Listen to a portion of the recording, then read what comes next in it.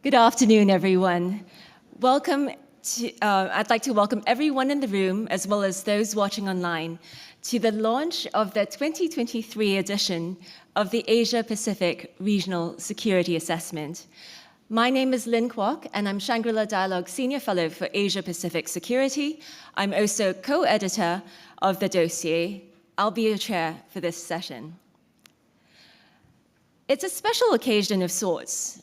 This marks the 10th in the series of the dossier, and its publication also coincides with the 20th Shangri-La Dialogue. I'm thus particularly happy to see so many colleagues and friends with us in the room today. 10 years ago, my co-editor, Dr. Tim Huxley, who's seated to that corner, decided to start the Asia-Pacific Regional Security to provide fact-based analysis of some of the most important and pressing regional security issues. The chapters are written by IISS research staff, as well as invited experts, as a way to reinforce the intellectual basis for discussions at the Shangri-La Dialogue. We hope this edition, which draws entirely from IISS experts, does likewise. And for those of you who haven't gotten your hands on a copy, this is the Asia-Pacific Regional Security Assessment. Now, the dossier this year draws on examines two main themes. First, the impact of the war in Ukraine on the regional balance.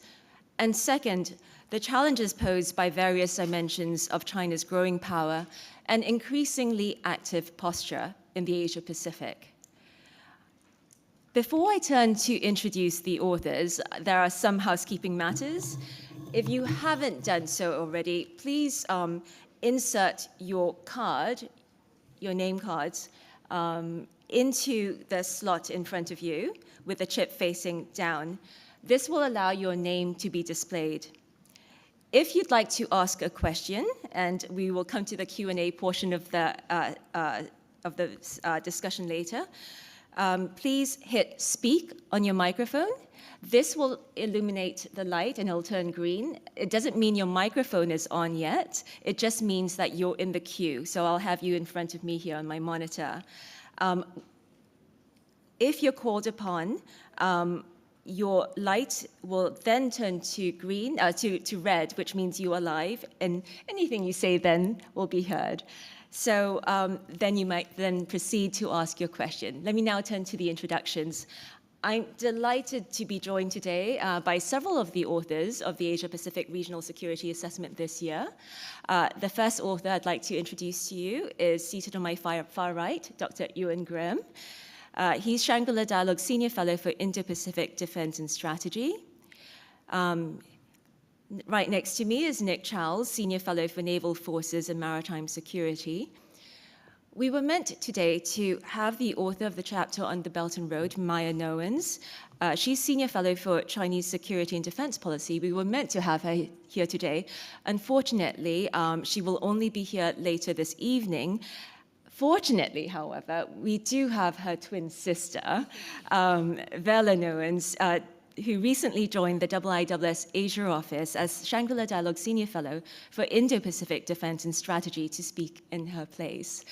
I did wonder about whether or not I should tell you guys, but I decided full and transparency should be the order of the day.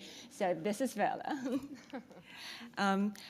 And next to Vela is Robert Ward. Robert does not have a twin brother, so that's actually Robert. He's Japan Chair and Director of Geoeconomics and Strategy. And finally, next to him is Dr. Shona Leung. She's Associate Fellow, Southeast Asian Politics and Foreign Policy. Let's now turn to Ewan. Ewan, you wrote a chapter with James Crabtree, Executive Director of the IISS Asia office, who's back there, you can't miss him, tallest man in the room, examining the war in Ukraine and the Asia-Pacific balance of power. How do you think the war in Ukraine has affected relations amongst the major powers involved in Asia's security? And do you see any implications for the Asia-Pacific regional security order? Thanks very much, Lynn. Good afternoon, everyone, and welcome to the beginning of the Shangri-La Dialogue process. As you said already, this was a co-authored chapter, so I'm not pretending to be responsible for the whole output. It was very much a joint effort between myself and James, but putting my own spin and interpretation on the answer to your question, I would classify it in two ways: that there is an indirect effect and there are direct effects of the war in Ukraine. We're a bit over a year in now, and I think there's also been some evolution within that period, given the ebbs and flows in the conflict itself, both on the battlefield and diplomatically. I think the indirect effects are really the more significant ones, which may sound counterintuitive. But what I mean by that is it's really the demonstration effect at a global level that major power conflict is real and has happened in Europe in circumstances that even up to the eve of the invasion were widely disbelieved, even on the basis of sound intelligence briefings by Western governments. And I think that the way that the war has unfolded it works two ways. Both from a warning point of view, the fact that invasions can still happen and happen against all seeming common sense is, I think, something that all countries have to take into account, regardless of whether they feel they are directly affected by Russia in their calculations. And that's reverberated globally, but within Asia, I think there has been a very keen eye on developments in Ukraine, right down to the tactical level. But I think at the sort of strategic level, the other lesson that comes through is the fact that more than a year into the conflict, we have still Ukraine fighting and prospering as a state in many ways, actually strengthened as a state, I would argue, as a result of the conflict. And that provides a positive lesson to the dangers of great power conflict and predatory behavior by states that have revanchist designs on their neighbors, by having very bravely fought and survived. And we have the living proof of that with the presence of Ukraine's defense minister here for the Shangri-La Dialogue itself. And I think that is the really significant lesson. And it's one that countries in the region may absorb and apply unevenly. And I think in Southeast Asia, maybe it's felt more indirectly. I think there's been a very uneven acceptance of the importance of the Ukraine example. It is very far away, after all. But elsewhere in the region, we actually had, again, a very pertinent reminder delivered by the Japanese Prime Minister, Mr. Kishida, last year, that East Asia's tomorrow, Ukraine could be East Asia's tomorrow, drawing a direct linkage. That linkage, of course, is not mechanical or hydraulic in any sense. Therefore, I think sort of simplistic read across from the invasion of Ukraine to potential invasion of Taiwan is probably overfreighting the example. But clearly, there is a direct connection made from that demonstration effect of both the fact that major power conflict is a real risk and possibility, but also the corresponding counterpoint that the temptation to a short, quick, decisive war on the part of authoritarian governments has been proved to be a mirage in this case. And I think that's a very welcome and useful example that the global community at large can absorb. But here in Asia, given the unsettled security environment that increasingly pervades. And then briefly, the direct influences of the war, as I say, I think are lesser in importance, but still significant in that we do have countries in the region that have provided military and other forms of aid to Ukraine. Australia being, I think, the obvious one in terms of its direct assistance, but also Japan, Korea, and others having provided humanitarian assistance that's still significant in scope.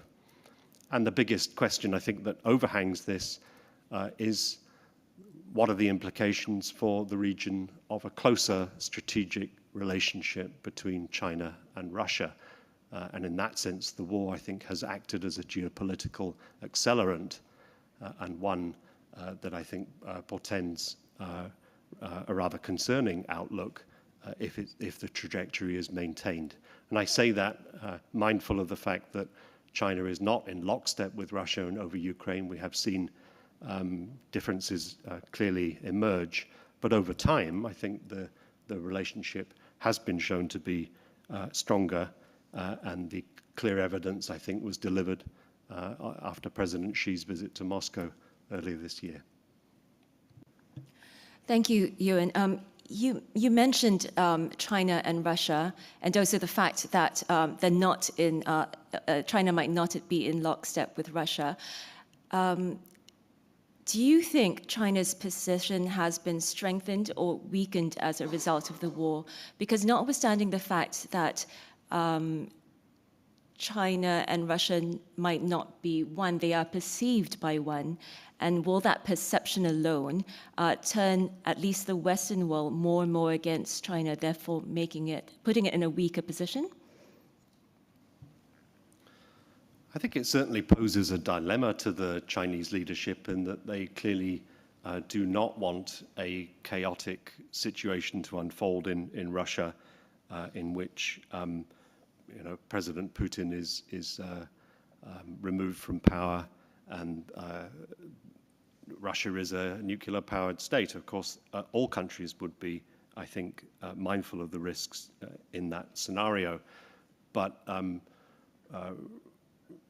President Putin was in China shortly before the invasion, and there was a declaration of a no-limits partnership. So I think Putin has asked a question of China to what end that no-limits partnership will withstand the pressures of the war.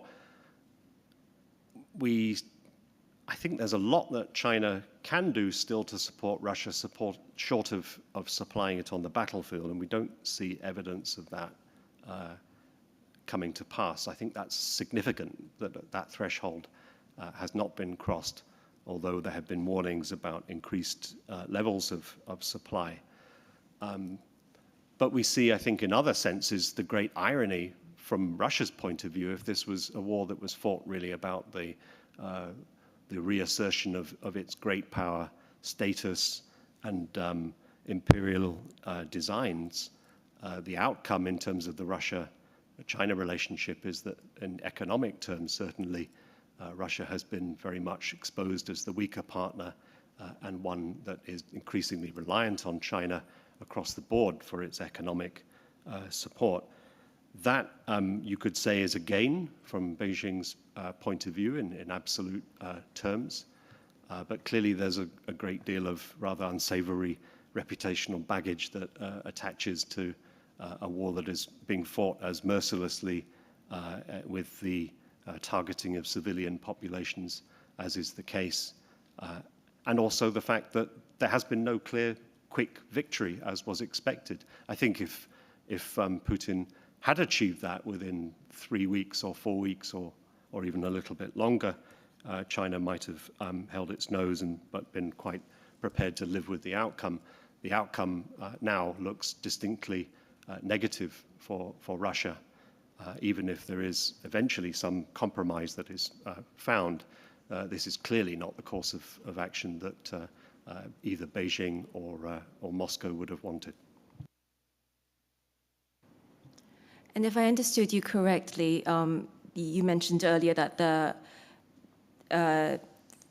the possibility of a quick, short war has been shown to be a mirage. Does that then reduce the chances of China taking military action against Taiwan, or do you think there is an increased risk as a result of the deterioration of international order that might in fact happen? So Ukraine today, East Asia tomorrow.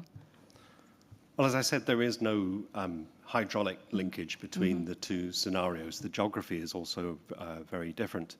And in military terms, the proposition of overtaking an island that is clearly well defended by means of an amphibious invasion or even a blockade is an extremely demanding scenario. It's the hardest thing that one can do in military terms, and China would be doing that from effectively a standing start in terms of combat experience. So I don't think there was any enthusiasm really in the PLA's minds from the start to go for that all-out scenario. It would have been, it would be asking really for the very worst case scenario to take that risk. That could only have been, that dilemma could only have been sharpened in Chinese military minds since then. But of course, a lot of this is guessing. We don't know really what's the level of thinking. There may be an element in which China looks at the Russian incompetence on the battlefield and says, "Oh well, that's a Russian problem. We can learn usefully from this in terms of not repeating the same mistakes." But I think the more dangerous risk is rather than this foreshortening the timeline to an invasion that occurs in a short span of years. I think there's too much concentration on that. It's really the fact that it has sharpened the union of interests between China and Russia along a common anti-US, anti-Western axis.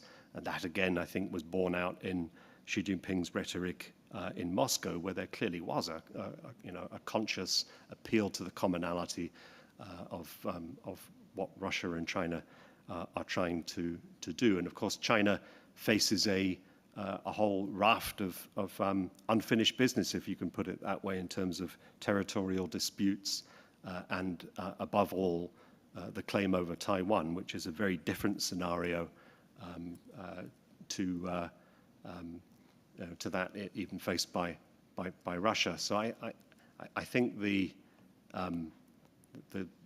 answer to your question is that despite the battlefield failures of the Russian army, I think there is still a lot that drives China and Russia together, and it is those drivers are not going to be cut short by Russia's military misfortune on the battlefield of Ukraine. But the longer that Ukraine fights, and the more that Western resolve is, I think, strengthened, and that's another key point to stress here, is that the Western reaction, by and large, has been very firm, much firmer than people, I think, would have anticipated before, certainly than the anticipation in Beijing and Moscow. And that can only be a good thing from the point of view of raising the element of risk to adventurism in this part of the world.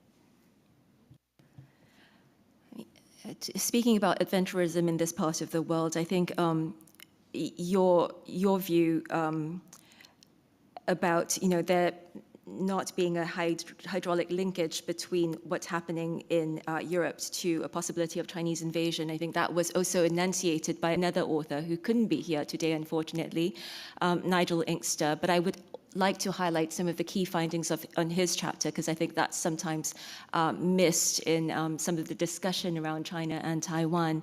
Now, in his chapter, he says that there is no evidence, he takes the same view you and I believe you take as well, there is no evidence that the war in Ukraine has changed China's thinking about the timescale or methodology for a possible attack on Taiwan. Nigel also notes that claims by US military leaders that China may use military force against Taiwan within the next several years seems less based on firm evidence rather than an assessment of when China will possess the necessary military capabilities for such an operation. So I think that's a point that's quite important in some of the discussions around China and Taiwan. But on the point of military capabilities, Nick, you examined China's naval and maritime capabilities in your chapter. Could you provide us with a quick overview of where China's naval capabilities stand today? Thank you, Lynn, and hello, everybody. Yes, obviously there's been a significant transformation in terms of both numbers and quality as far as the Chinese Navy is concerned. It is widely referred to now as the largest navy in the world, even by the Pentagon, perhaps for its own reasons. But that is very much in terms of a particular measure of numbers of platforms. And I think it is worth saying that still in terms of global capabilities, the United States Navy still holds a very significant advantage, although the gap is narrowing. There have been comprehensive capability developments, and I think that's key to understanding the level of intent that there is in Beijing in terms of naval ambition. It's been very much across the board with some flagship capabilities out there, not least the arrival of these major new surface combatants, the Type 45, the Type 55 cruisers, and we've seen in recent times also the filling in of some relative areas of weakness, like for example amphibious forces and the rapid introduction of large deck amphibious ships into the Navy. It's still focused mainly closer to home with some long-range blue water capabilities and deployments that we've seen. And I suppose the key is that it may now be on the cusp with particularly its ongoing and growing experience in terms of aircraft carrier operations, of being able to deliver, if the political intent is there, more significant blue water deployments further afield. And the arrival of the new aircraft carrier, which is another step in capability with catapults and arrestor gear that would provide a more comprehensive capability. When that arrives, potentially in the next 2 or 3 years in operational terms, that will add to that.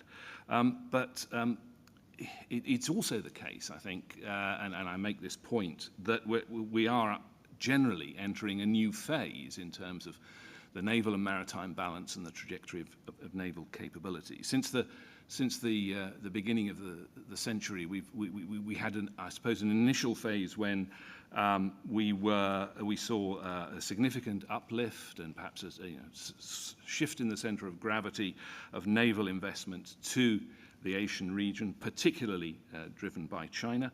But it was in an era of relatively benign competition at sea and great power competition.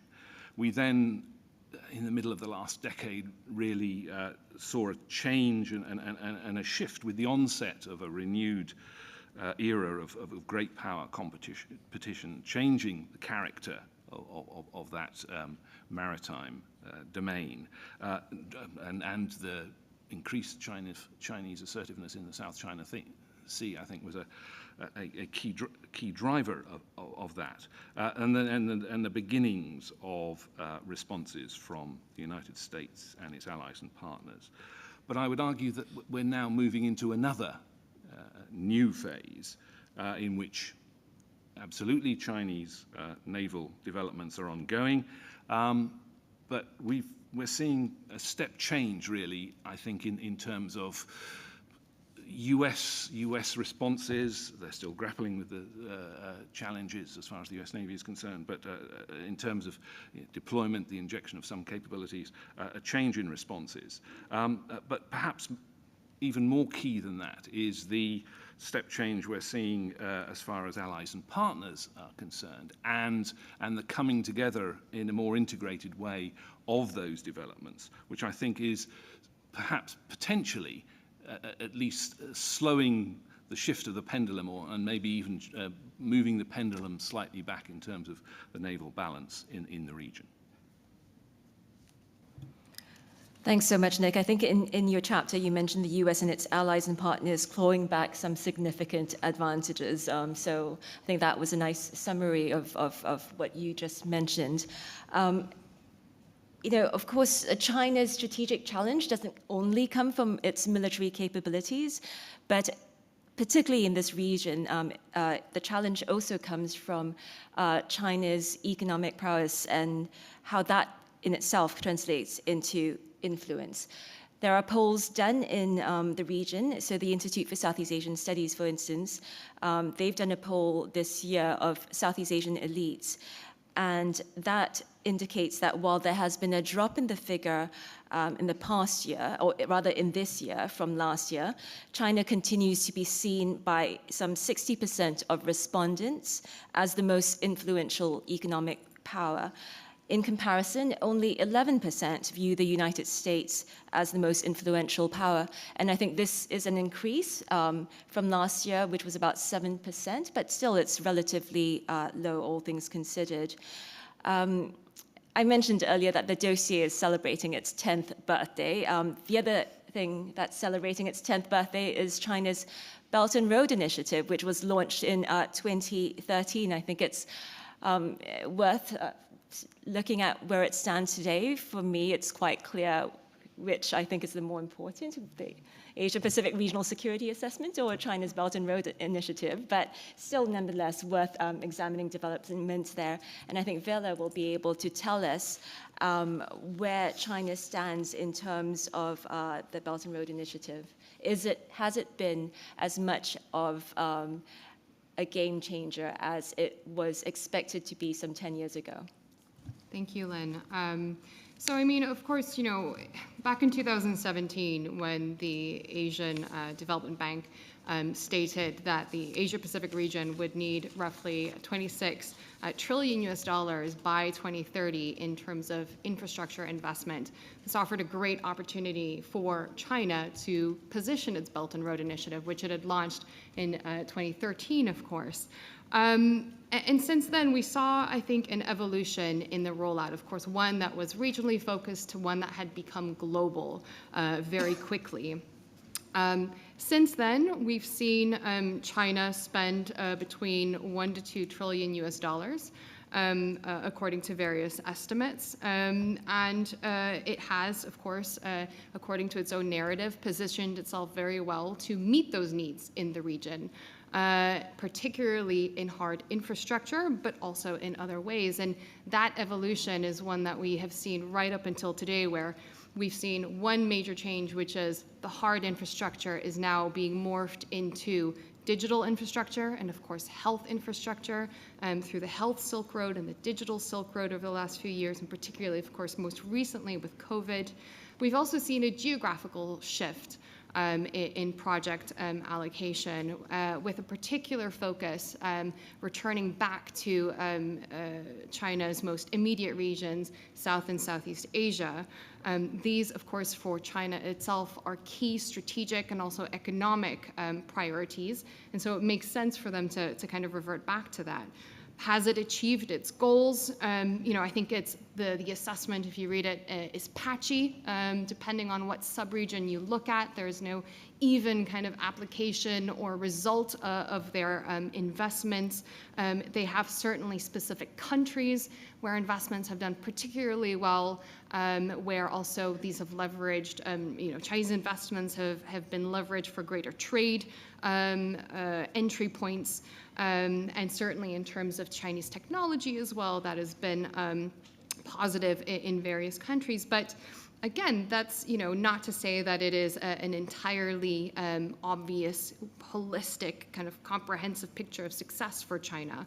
It is currently, if we look at the various projects and what stages they're at, by 2021, the assessment was that 64% of projects were completed, 22 were ongoing, and 14 are still planning.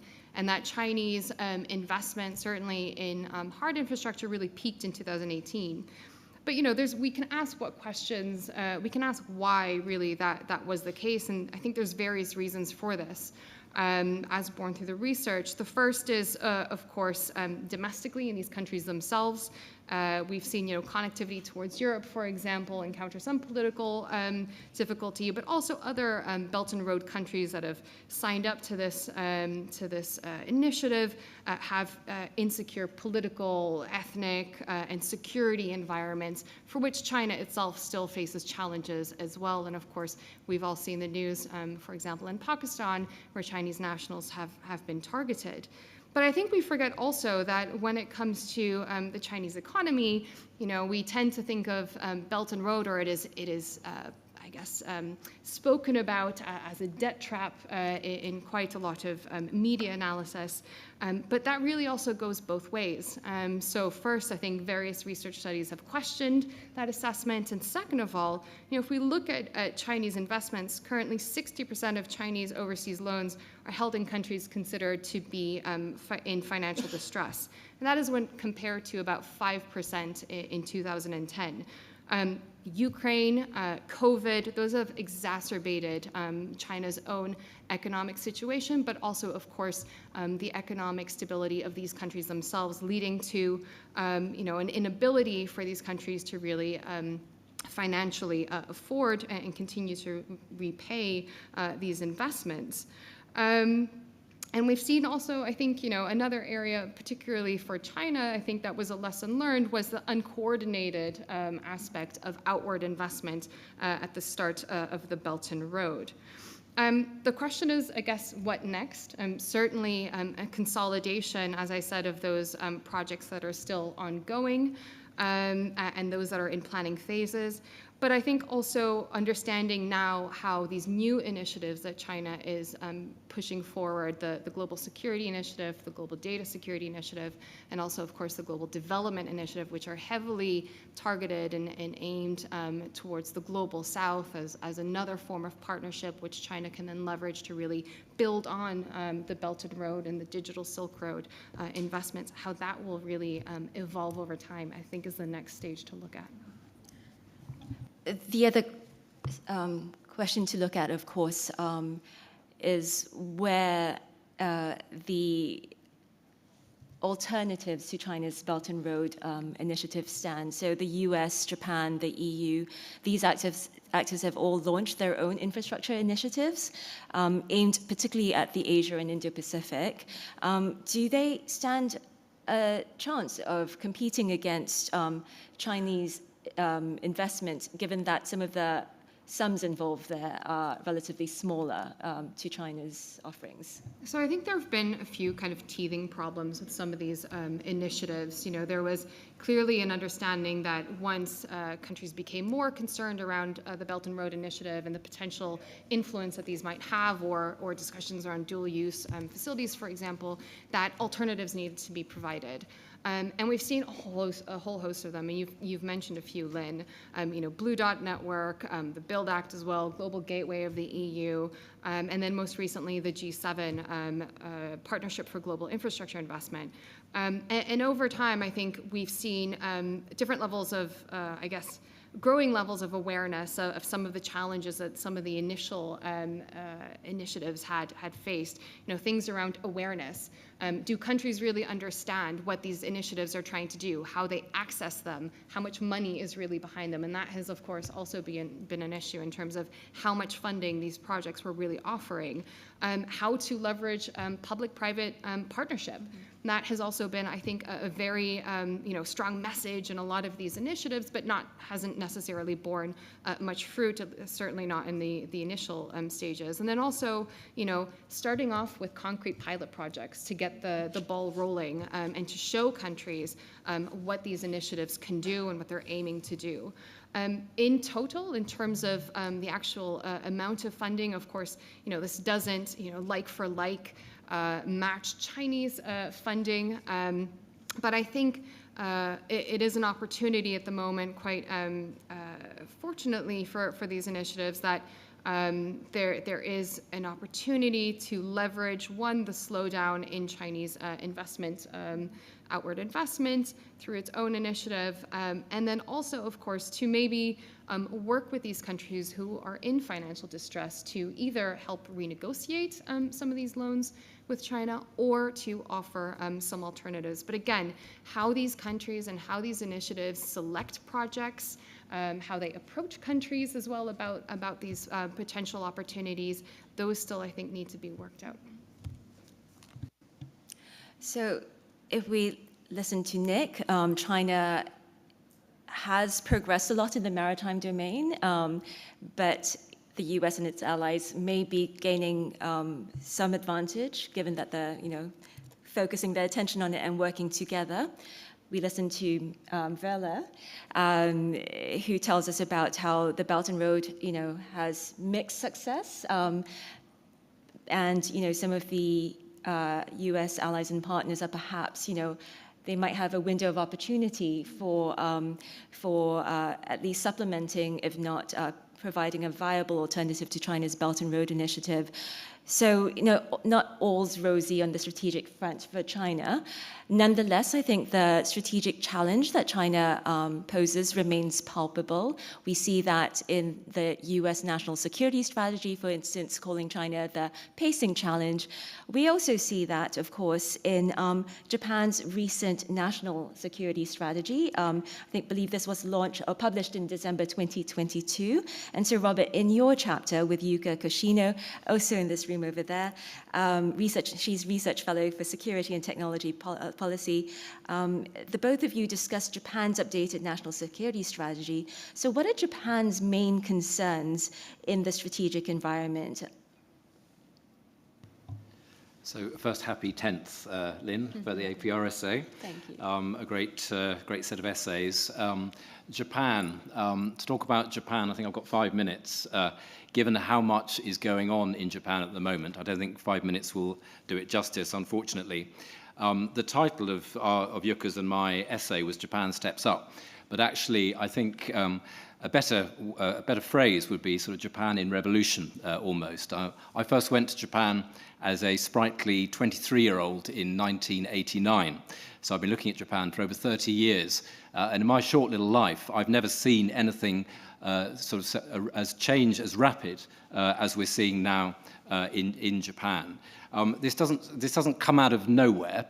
This is what Kishida is doing. This revolution is based on things that Abe Shinzo did in his second premiership in 2012 to 2020. So he left institutional and sort of conceptual legacy that Kishida is now building on. But what the Prime Minister Kishida is doing, I think, is giving the foreign policy activism that we saw under Abe, giving it a really important security backbone. If you have 5 minutes while you're here, I suggest you do a compare and contrast of the 2013 Japanese National Security Strategy and the 2022 Japanese National Security Strategy. The difference in tone of these two documents is quite striking. And at the beginning, Japan describes its strategic environment as severe and complex as it has ever been since the end of World War II. And that gives you a really, I think, clear insight into just how concerned Japan is about the deterioration in its strategic environment. In 2013, this was Japan's first national security strategy. It was interesting, of course, in its own right, but that sort of deterioration in tone, I think, is definitely worth noting. What has triggered this? Well, none of the factors that have triggered it will be surprising to you, but they are interrelated. And there are three of them, of course. The first is rising concerns about China. One of the things that Abe Shinzo did often was to emphasize just how geographically close Japan is to China, and that's an important influencer in terms of how Japan calibrates its relations towards China. As Nick said in his piece, the growth in Chinese maritime power has been remarkable. So China is outspending Japan in terms of military kit. China is also territorially needling Japan down in its south in the Senkaku Diaoyu Islands. It is doing this on a sustained, relentless basis, and of course this gives great concern in Tokyo. And of course, again, in 2022, after Pelosi's visit to Taiwan, China obviously was very active in terms of its military exercises and so on. It lobbed some missiles into what Japan claims as its EEZ. So for Japan, what's going on in China with regard to Taiwan as well, all is of great concern. And then, of course, you have North Korea, and this is a perennial concern for Japan. Japan has other issues with North Korea, not least the issue of the Japanese nationals abducted by North Korea in the 1970s and 1980s, which remains unsolved. But in 2022, of course, again, it was a record year for launches of missiles from North Korea, and in October last year, one overflew Japan. I was thinking, are there any other G7 nations which have also had that experience of a missile flying over their territory? And of course, again, with Russia, this is the third factor. Since Russia's illegal invasion of Ukraine, relations between Japan and Russia, which are neighbors up north, have deteriorated considerably. Negotiations over the territorial dispute have frozen. Of course, that means no peace treaty between the two. And very importantly, Japan is extremely concerned about the evolving security strategic relationship between Russia and China. If you're sitting in Tokyo, this looks like it's being operationalized through things like joint aerial patrols, joint naval patrols around Japan, near Japan. Yes, these are not integrated, but they are politically very important signal from these two, I think, to Japan. So if you're sitting in Tokyo, you look to your west, you see Russia in the north, North Korea in the middle, and China in the south, and you can see that there's very clearly an arc of risk there. A final point on this particular question, Lynn. I think this increase in concern has been one of the key factors behind the very welcome rapprochement between South Korea and Japan over the past few months. You mentioned the rapprochement between South Korea and Japan as one response to Japan's worsening strategic environment. What are some of the more significant Japanese responses to the new challenges that it faces, or the enhanced challenges that it faces? Well, I would regard that rapprochement as important as some of the things Japan is doing, very important for stability in the region more broadly. But as you said, Lynn, there are some sort of specific things that Japan has set out in the 2022 National Security Strategy, which are, as I said earlier, absolutely revolutionary. One of the things about this strategy was about the message of the strategy. It is in effect the formal ditching of the Yoshida Doctrine. Those of you that know your Japanese history will know that is the sort of idea, the underpinning of policy since 1945, under which Japan sort of basically relied on the US for defense, but adopted a low posture in international affairs. A key message from the National Security Strategy is that Japan now takes primary responsibility itself for defense of itself as part of the sort of broader boost to the credibility of the deterrence effect of its alliance with the US, again through deeper integration with the US. In terms of the headline items from the NSS, of course, the one that got everyone's attention was the plan to were to raise spending on defence from 1% of GDP to 2% of GDP. I think this involves an uplift in spending of about $300 billion over the next 5 years. All this has to be done by 2027, 2028, and that would make Japan the third or the fourth largest defence budget globally. So quite a hefty increase in spending. Key elements to achieve this sort of a credible primary responsibility are just a few highlights here. One is to develop counter-strike capability. Obviously, there's a caveat of no first use, I think, but this would be a major shift from the current architecture, which relies on ballistic missile defense. There's an emphasis in the new NSS on advancing Japan's cross-domain capabilities, so to boost its capabilities in cyber, in space, to boost the numbers of personnel working on cyber in Japan, and to create a permanent joint headquarters to improve, again, cross-service cooperation. There's also a very important strategic focus on the southwestern islands. As I never tire of saying, if you stand on the far west of Yonaguni Island in the southwestern islands, on a clear day, apparently you can see Taiwan. It's only about 100 kilometers away, so just the proximity of Japan, of Japanese southwestern islands to Taiwan is very important. And there's a recognition, I think, the desire to boost security there, I think, is a recognition that in the event of a Taiwan contingency, Japan would be very much physically on the front line. Another important aspect of the NSS is boosting Japan's defense resilience. So the ability to sustain a war footing, keisen noryoku, in Japan, to strengthen its defense industrial base, to strengthen its defense primes, all of that sort of need to make Japan more resilient if there was an issue around it. And also, finally, mobilizing the full spectrum of Japanese power. In the new NSS, there is a reference to a sort of new concept for Japan, relatively new, a comprehensive national power. And this refers to diplomacy, to intelligence, to technology, to the economy, to geoeconomics, all the elements of Japanese power which the government wants to sort of bring together as a way to influence what goes on in the region, also to boost its deterrence capabilities. Thank you, Robert. Of course, we've spoken a lot today about tensions between states, but not all tensions in the Asia-Pacific are between states. They also take place at a subnational level, such as that in Myanmar. Shauna, you write a chapter with Aaron Connolly, who's Senior Fellow for Southeast Asian Politics and Foreign Policy, also in the room today, where you discuss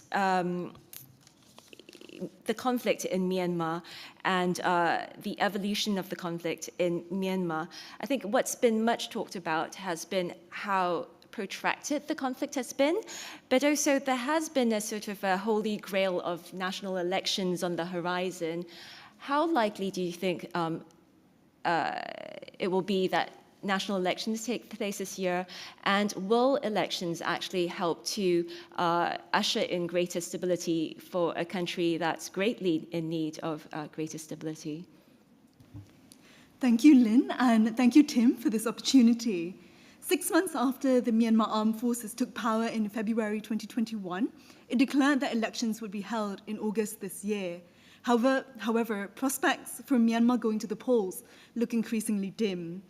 Chief among these signs is that a few months ago, Junta Chief Min Aung Hlaing declared that Myanmar would hold a national census in October 2024. He said the census would be held to, I quote, ensure that voting lists are accurate, end quote, suggesting that this exercise would precede an election. Min Aung Hlaing also stated that elections would be held only when Myanmar was stable. However, the situation in Myanmar does not appear to be moving towards stability, nor has it been since the military took power. From the perspective of the Myanmar Armed Forces, Myanmar is currently being destabilized by a variety of armed groups, old and new. While the junta has sought, mostly unsuccessfully, to sign ceasefire deals with older ethno-national fronts, the junta has labeled new armed groups terrorists with whom it is unwilling to negotiate. Areas and peoples associated with these newer armed groups have been subject to scorched earth campaigns involving airstrikes and the burning of civilian infrastructure. To most of these armed groups, it is Min Aung Hlaing's junta that has destabilized Myanmar and not resistance to its rule. In any case, research done by the IISS shows that 95% of Myanmar's townships have been affected by armed violence since the coup, albeit to different degrees and in different ways. In our chapter, Aaron Connolly and I provide a framework for understanding the multi-fronted conflict occurring in Myanmar at present. The conflict can appear confounding and opaque, but we show that there are now 3 types of conflict theaters in Myanmar: borderland resistant strongholds, central contested areas, and non-aligned areas. The central contested areas align with what is often called the Burma heartland, areas of Myanmar populated primarily by Buddhist Burma people, the basis of the Myanmar Armed Forces' claims to protect the country's core from internal and external threats. And so, the conflict does not look to be petering out. Indeed, elections are likely to inflame conflict, not resolve it. For one, newer armed groups formed after the coup see the current conflict as a zero-sum game. Either the junta wins or they do. Come elections, anyone who votes may be seen as participating in a sham election run by an illegitimate junta and thus be a target for guerrilla groups. Conversely, anyone who refuses to vote could be at risk of further crackdowns from the military regime. Moreover, ethno-national groups fighting against the junta, while positioned variously toward the wider resistance movement, will not have their aspirations satisfied through the ballot box. And so in the current context, by our analysis, elections will not usher in greater stability, but rather the opposite. So with that bleak assessment, I ask my next question. So if you're expecting conflict to actually continue or perhaps even intensify, does the 5-point consensus reached between ASEAN member states as well as the leader of the junta actually achieve anything? Should we just be writing that off, or is there some merit to that piece of paper? Thank you for the question. It is a bleak assessment indeed. Well, the international response to Myanmar's conflict has centered on ASEAN, which has taken a harder line towards the junta than towards Myanmar's previous military governments. 2 months after the coup, ASEAN leaders and Min Aung Hlaing agreed on a 5-point consensus, as you said, for resolving the situation in Myanmar. At that time, the conflict was just beginning. The junta had violently cracked down on those demonstrating against the coup, causing some protesters to turn towards armed resistance. In the 2 years since, Min Aung Hlaing has not upheld these commitments, indicating that he viewed them merely as an advisory. The first point in the 5-point consensus is the immediate cessation of violence in Myanmar. But as we've talked about, violence in Myanmar has continued. And while ASEAN has condemned individual instances of violence, such as the junta's April 2023 airstrike in Pasiji village, which killed 130 civilians, ASEAN has not been able to rein in the Myanmar armed forces. Still, the 5-point consensus has bridged divisions between the remaining 9 member states of ASEAN. So far, we write that ASEAN countries' responses to the junta have fallen into 2 categories. The maritime states, Brunei, Indonesia, Malaysia, Philippines, and Singapore, have favored isolating the junta, while the mainland states, led by Thailand and including Cambodia, Laos, and Vietnam, have argued for greater engagement. Nonetheless, the 5-point consensus has made it difficult for mainland states to argue for the inclusion of Min Aung Hlaing in ASEAN summits, foreign and defense ministers' meetings, given that the junta has not fulfilled any of its terms. Therefore, although the junta's officials still participate in the work of ASEAN at a lower level, these steps amount to a de facto suspension of Myanmar from ASEAN at the bloc's most important meetings. Furthermore, it remains to be seen how Indonesia's role as ASEAN chair this year will play out. Keen to break the deadlock, Indonesia has approached the role of ASEAN Special Envoy differently. Rather than appoint its foreign minister to the role, it has created an office of the Special Envoy. Indonesia, that said, has adopted a quieter approach, seeking to meet all actors, including Myanmar's shadow government. Thank you. Thanks so much, Shauna. It's now come to question and answer time, or comments time. If you could just hit the button if you'd like to make a comment or ask a question. I currently have one speaker on the list. You need to be queued because otherwise I can't call on you and your microphone won't be turned on. Great, I see some names on the list already. So let's go with Hannah Schellest, Big Tran, Brent Sadler. Let's go with these three names first, please. Hello, Dr. Hannah Schellest, Foreign Policy Council, Ukrainian Prism. And I definitely have the question regarding the first presentation about the so-called war in Ukraine.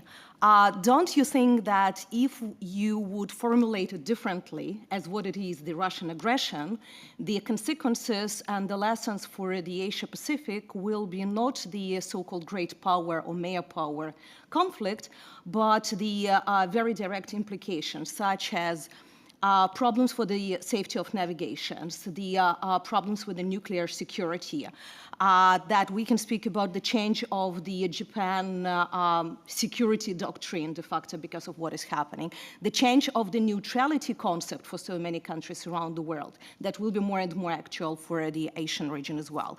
The problems with the international organizations, the sanctions regime, that's something what we already can speak, and food security for sure. So not even something in 10 years, but what we are speaking now. And a small comment that I couldn't skip because I am from Odessa, and you're writing that Russians never tried to land in Odessa. I have bad news. They tried several times, both Odessa region and Odessa city itself. They just failed. But there were attempts, and in terms of maritime security, there were a lot of the stuff that should be learned in Asia because they can be repeated not only by China, but many other smaller nations who just have the capacity.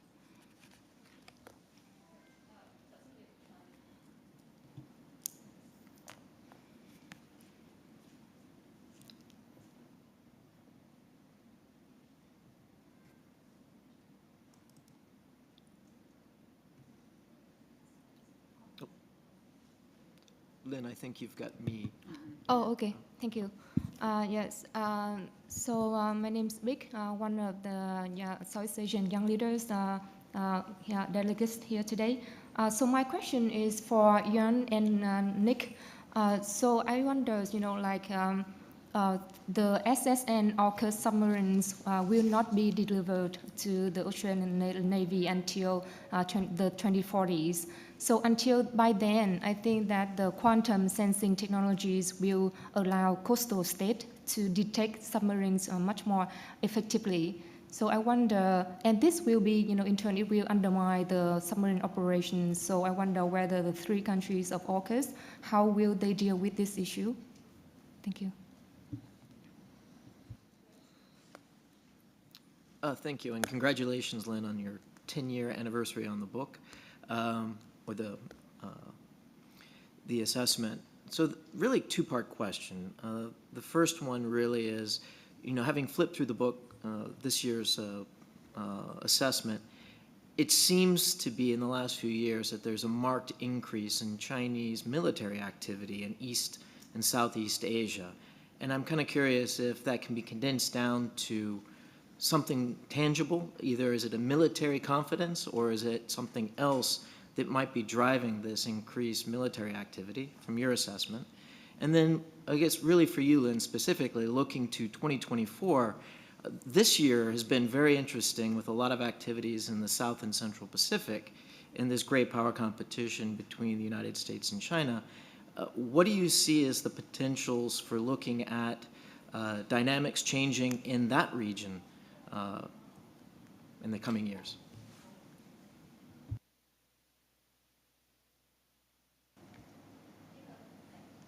I think I'll call on Sujan Chinoy next, please.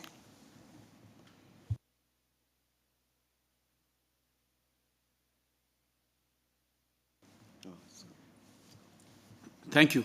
My name is Sujan Chinoy. I'm the Director General of the Institute for Defense Studies and Analyses in New Delhi. My question is to Graham. China runs the risk of inviting greater opprobrium in deepening its relationship with Russia, particularly at this stage. But is it possible that China might also see advantage in emerging as the magical interlocutor for Russia and use that to leverage better ties with a West that is increasingly critical of China? It's managed to do this in the past with North Korea. Can it do so with regard to Russia as well?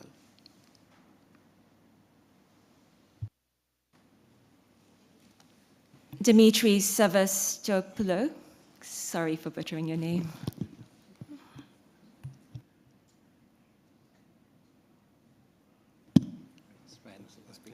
Can you hear me?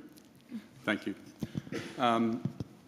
So a question for either Robert or Yuka. You talk about Japan becoming increasingly concerned about China. I'm curious, have you detected any anxiety in Tokyo about the way the US is approaching the Taiwan question?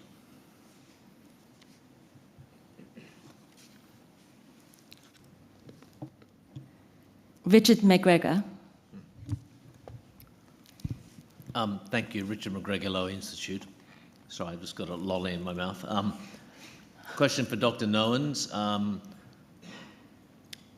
Besides or on top of COVID, what is your explanation for the rapid decline in Chinese development lending, not just in Southeast Asia, but indeed right around the world since 2018, 2019? Are they just taking a breather? And would you expect to see a new surge? Or have we entered into an entirely new period of engagement in that space?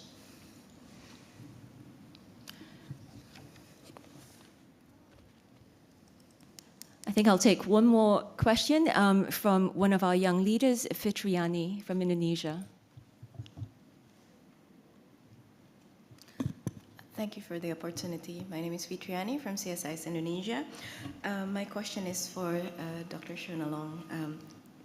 I would like to ask for your opinion in terms of how can ASEAN do better in managing the issue of Myanmar, as well as how do you see the great powers can contribute in the peaceful solution of the conflict? Thank you. Shall we start with Ewan? Shall we start with you? There were a few questions for you. Thank you. In the order that they were put to me. Hannah, so it's good to see you here in Singapore. I'm glad you were able to attend. Yeah, fair point on if I got it wrong and there were attempted landings. I think the bigger point is that the landings failed and that the Russians were not able to use maritime power to their advantage. The maritime dimension, I think, is a particularly interesting one in terms of how it reads across to this region. Of course, the war in Ukraine is predominantly a land-based conflict, so the military lessons are less pertinent for maritime states here. But you mentioned important of navigation, and we did flag in our chapter the potential involvement of third states. Turkey, in the case of Ukraine, obviously holds a key card with its control over shipping movements through the Bosphorus. There is no exact analog in the Asia Pacific, but there have been sort of noises about Indonesia, for example, exerting its geostrategic position across key straits that link the Pacific and the Indian Ocean to make a point to great powers if there was a move towards conflict in Taiwan. Sanctions is an interesting one. I think the sanctions against Russia as a potential test case for sanctions if there were to be a conflict involving China is worthy of greater study. We have a very good analyst at the IISS, Maria Shagina, who concentrates on this. But I think it's a very different ballgame here because of the high level of integration and dependence on the Chinese economy that there have been very few who have embraced sanctions. I think Singapore is one clear standout, and Singapore did use language in its initial response to the invasion in the UN, where it used the word existential. It drew a clear linkage between its security as a small state against outside aggression. Other countries in the region have been much less front-footed, and we have the rather bizarre spectacle of Russian Air Force display teams taking part in regional air shows close by.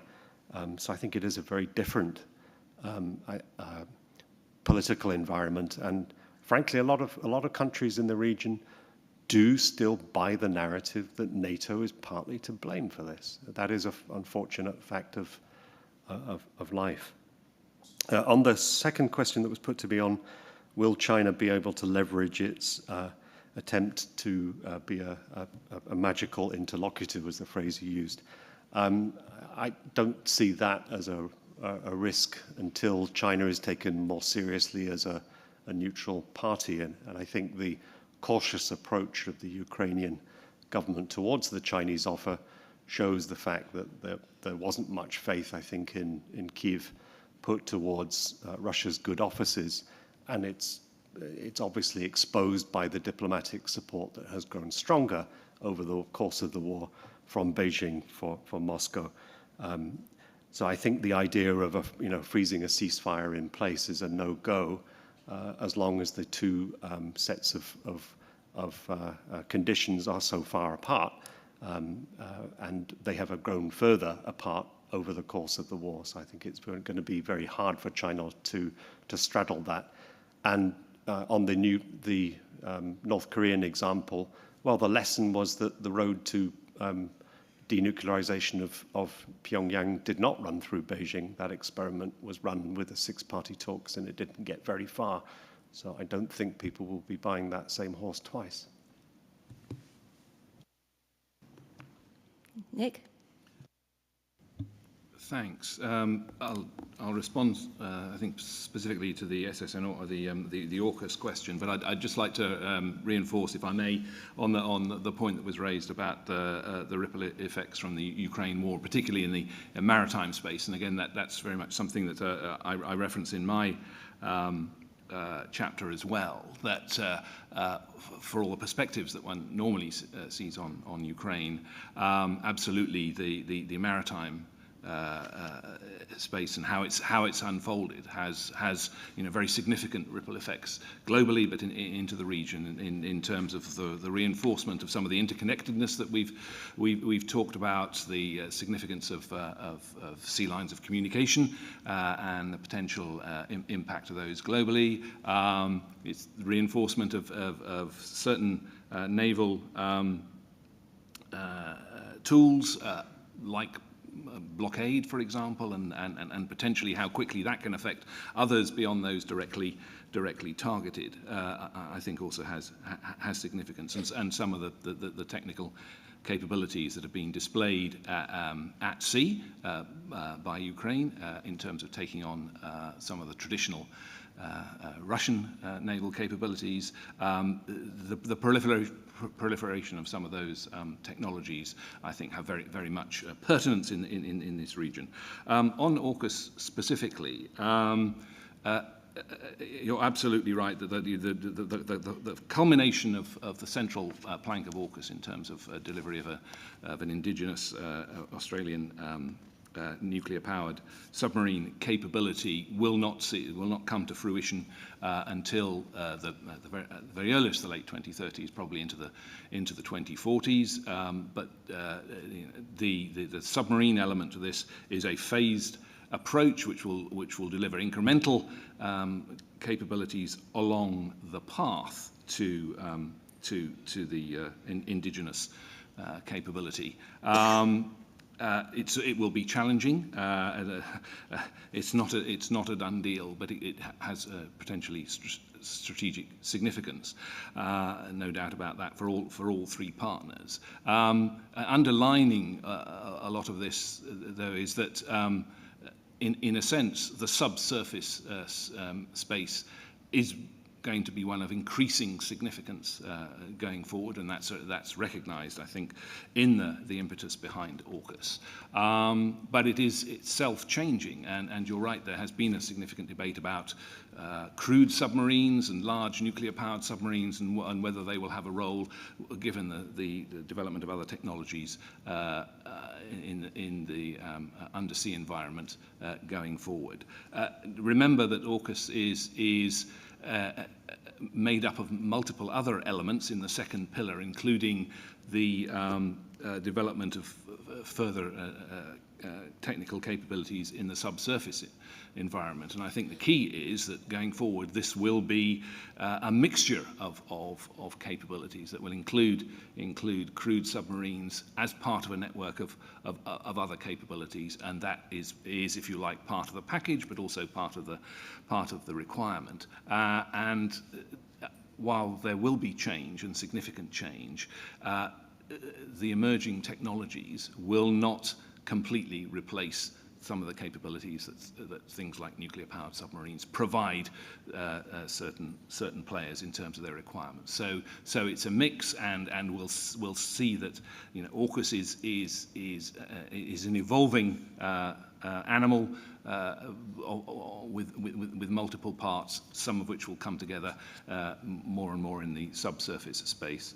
I'll just also very quickly answer an element of Brent's question, at least as far as the naval and maritime space is concerned. I think it's a combination of ambition as far as developing presence and activity as part of a long-term plan of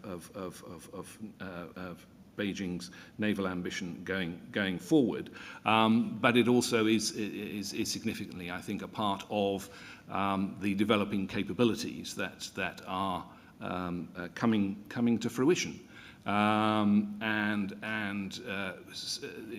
It's to some extent incremental. One could argue that in some cases, while the capabilities are arriving in some ways sooner than have been expected, the actual ambition for greater sort of blue water reaching out has been slower in some respects than might have been anticipated. And the interesting question going forward, and I go back to my theme around the changing dynamic of the naval balance going forward, is that Beijing, I think, will adjust its plans going forward as it assesses how the responses of the US, its allies and partners are evolving, and how it needs to reframe potentially its own ambitions from carrier capabilities downwards as it looks to develop in the future.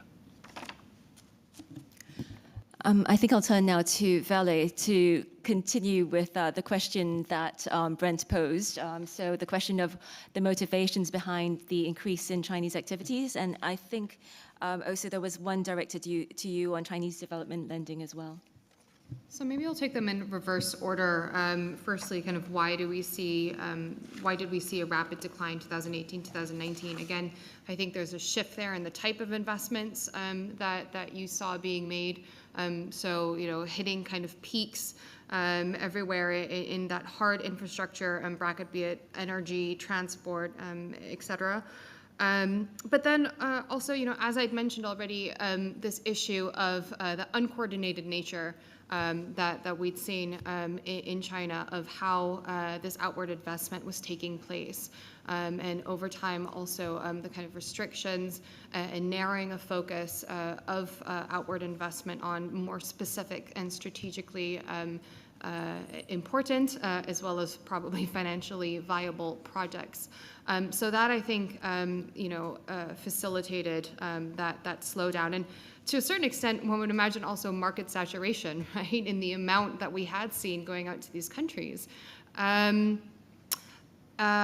terms of a new surge, I mean, I think, you know, as stated in this chapter. I think for a lot of these subregions, kind of new major hard infrastructure projects, as we'd seen in the earlier iterations of the BRI, are probably unlikely, and that is due to the kind of evolution of some of these softer areas of investment, be it the DSR or Health Silk Road. But then also, again, the Global Security Initiative and the Global Development Initiative in particular. How those, the details, of course, are still thin on the ground when it comes to these initiatives, but how those are going to pan out in extending the lifespan, so to speak, of the Belt and Road is one to watch. I think that is where we might see surges. And then, maybe on the flip side of that, for the South Pacific, it was actually interesting that in this chapter, it noted that actually projects in the South Pacific were slow to begin with and accelerated in 2018. So almost, kind of a flip side there. In terms of the actual impact that had, this chapter finds that there was, minimal impact. Some countries, a few in particular, obviously heavily indebted to China. But in terms of political, whether that had a major political impact, that's questionable. The Solomon Islands, of course, recent security agreement has raised a lot of concerns. But we've also seen a lack of buy-in in extending this to the broader region. So again, a mixed bag for China in terms of what it's actually achieving on the ground in that respect. I would say that in terms of the prospect for further investment, this particular chapter points towards the already high level of indebtedness in this region more generally, not just to China, just the economic situation in and of itself. So does that, for China that is currently in need of more economically feasible investments and returns, is the South Pacific really the #1 top priority subregion that you're going to invest in? Potentially not. Again, it points more towards Southeast Asia in particular in that respect. But again, and I'll point again towards the Global Security Initiative, the Global Development Initiatives. Those will probably be areas where China will heavily focus on in that part of the world. I think I'll come to Shauna next. Fitriani's question in Indonesia, then after that, Robert, about Japan's whether Japan's anxious about the US approach towards Taiwan. Yes, absolutely. Thank you, Fitriani, for the really constructive and important question. On this question, if it's possible, I'd like to turn to my co-author, so Aaron Connolly, to speak more about what ASEAN can do and the role of great powers. Thanks, Shona, and thanks, Lynn, and thanks, Dr. Fitriani, for the question. I think the easy answer to this question is that the IISS does not take policy positions, and so we don't take a position on what ASEAN should do about the conflict. But the more complex answer, and perhaps a more thoughtful way to answer your question, is to say it depends upon what ASEAN member states want. And we've seen the mainland ASEAN member states, and in fact all of Myanmar's neighbors, China, India, Bangladesh, Thailand, they all see their interests as being best served by helping the junta to establish control in the country. And so their interests are different than those of the maritime countries that see their interests as best served by penalizing the junta for its actions and seeking to use the leverage that it has over the junta by excluding it from ASEAN meetings, as we described in our chapter, as a way of coercing the junta into a more peaceful path. But I think what we can say conclusively is that ASEAN can only be effective so long as it is able to repeatedly come to consensus. And despite the differences between the mainland and the maritime countries, we actually have seen ASEAN repeatedly come to consensus. So the decision to exclude Min Aung Hlaing from the leaders' meeting was a consensus decision. The decision to exclude the foreign minister from the foreign ministers' meeting was a consensus decision.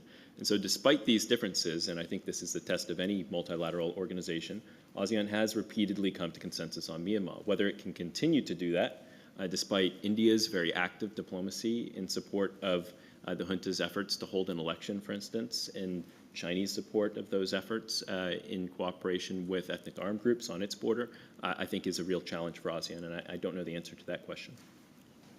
Thank you, Aaron. And finally, Robert, please. Thank you, Lynn. We're going to do an accelerated double header, so myself and my co-author, Yuka, so we're going to canter to the end here together. to Dimitri's question, I think just to clarify, I think Japan's basic position is that it wants to straddle this sort of Charybdis-Scylla relationship that it has with China and the US, and you decide which is Charybdis and which is Scylla. But it's a difficult one, like for many of the other countries in the region.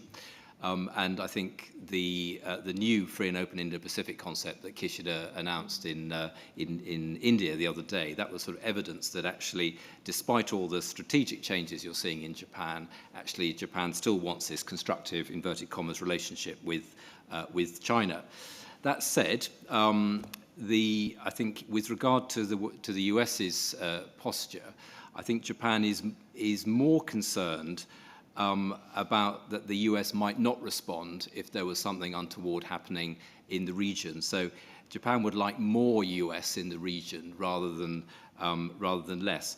And I think that if you think of it in a different way, Japan has been perennially worried about two things: abandonment and entrapment with regard to its US relationship. I think now abandonment is trumping entrapment within those two things it's worried about. And why do I think that? Well, if you look at the changes in Japan towards greater autonomy in its defense posture, its very aggressive building of networks in the national security strategy. It talked about these sort of multi-layered networks. They're really trying to sort of weave this network much more thickly within the region. And also, of course, finally, Japan is forlornly, I think, trying to keep the seat warm for the US in the CPTPP. There is no likelihood, perhaps in my professional life, that the US will rejoin the CPTPP, unfortunately, but Japan does continue to hold out hope that will change. So all of these things, I think, Japan is desperately trying to keep the US involved in the region because of its increasing concerns about what might happen in it. Yuka.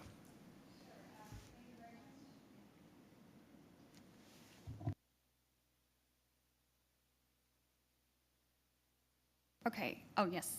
Thank you very much for that question. Maybe because Robert answered on Japan's kind of strategic level, so maybe I'll make some comments on how Japan sees whether Japan's concern about U.S. military and defense approaches to the potential Taiwan conflict. And I think from Japan's perspective, of course, there are some differences and assessments in terms of how likely that Taiwan contingency could be, and maybe the potential timeline, and that has been debated in Japanese security community as well.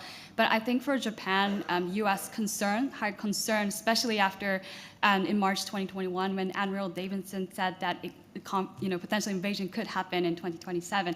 That was a very important signal and a trigger in change in Japanese defense debates, because so shift in terms of helping Japan think differently to actually prepare for a potential conflict. And so in that sense, I think Japan also thinks that U.S. is asking the right questions, especially in terms of what it expects in terms of U.S.-Japan alliance operations, like questions like, should Japan enhance cybersecurity so that U.S. can share intelligence for response capabilities, and also should Japan enhance deterrence capabilities and shift from just ballistic missile defense into considering counterstrike capabilities, so that Japan can shift into the integrated air and defense missile capabilities, or should Japan have a joint permanent headquarters for the Japanese self-defense forces so that each branches can operate more cross-domain. Should Japan also invest more in space, cyber, and also so that U.S. and Japan could operate could take a coordinated approach, especially in intelligence gathering activities. And so in that sense, as like one of the also important changes in December 2022 was the change of the name from National Defense Procurement Guidelines, which was basically a defense build-up plan, into a national defense strategy. So this is a historical significance from a shift from what should we procure, what kind of capabilities do we need, and a shift in discussion on how should the self-defense force operate. So that didn't happen until the 2021, I think, trigger.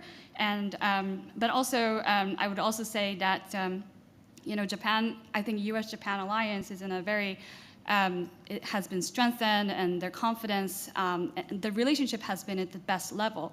But under the Biden administration, which really focuses on cooperating with allies. So of course there are like lots of concerns about what might happen after the next presidential election, and would this good relationship continue going forward?